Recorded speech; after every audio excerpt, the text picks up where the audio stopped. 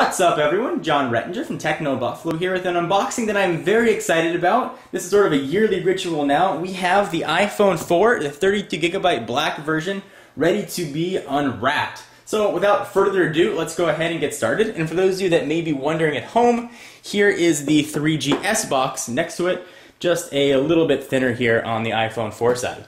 So of course, we will use the big old knife to dig in. Go ahead and cut through the packaging. And the way the box looks is very familiar to older generation iPhones. It's got a picture of the device on the front, Apple logo, iPhone 4, and then some specs on the back. But enough about the box, it's what's inside that counts. Go ahead and open it up. We've got just a bit of cardboard on top, nothing on the side. And I have not held one of these or seen one, so I'm very excited to sort of see what this looks like. Here is the iPhone 4, and I can tell you it feels very solid in hand. Very impressively so, actually. But we'll put that off to the side for just a minute, and we'll dig in and see what else we get. So inside, designed by Apple in California, odds are you're going to have your fingertips, and I believe the SIM removal tool has SIM removed itself from the packaging. So fingertips, iPhone 4, and a few Apple stickers, for those of you that were wondering. Push that off to the side, and sort of your standard array of accessories. You've got your USB wall charger, USB and sync cord, and headphones look to be the same with the inline mic.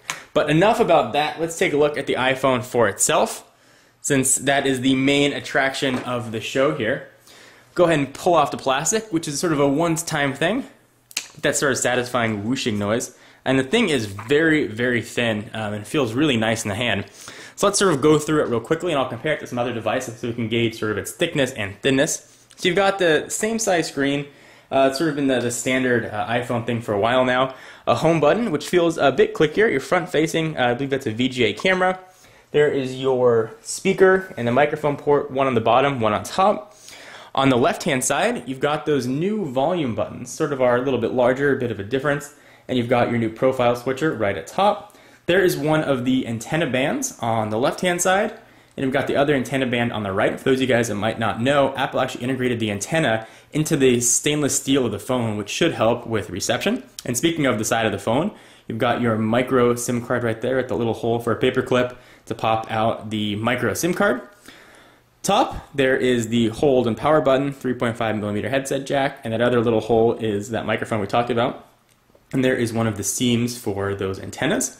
On the back, we've got a new 5-megapixel camera and 5-megapixel camera with LED flash. A little bit about the iPhone 4, and then your 30-pin connector and speaker on the bottom. Speaker and another microphone on the bottom.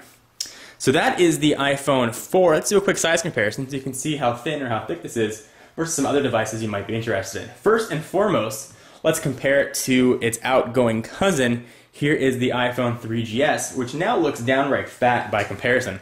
Let's put these two on top of each other, and you can see the thickness or thinness.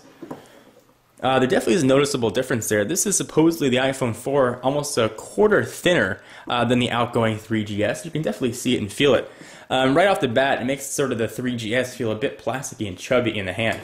Let's go ahead and continue sort of the size tour of some other devices you might be interested in. Here is the much, much larger Evo 4G. It looks like the grandfather or the father here to the children because it's so big, but it is a very thin device. Let me go ahead and show you the thinness of it. You can go ahead and compare and see how it's going to fit in your pocket. So there is the Evo. Next up, we'll compare it in size to the Droid Incredible for Verizon. And pretty similar in size, actually.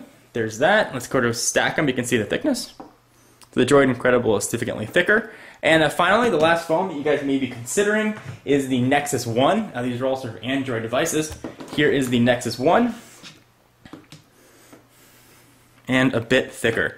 So I'm going to go ahead and dig into the iPhone 4. Certainly there'll be a ton of coverage coming up today, tomorrow, the next days. We'll be walking through all the features, doing full reviews and demonstrations. Anything in particular that you want to see of the iPhone 4, be sure to leave your comments. And be sure to check out technobuffalo.com for all of your tech news and to make your own tech subblog.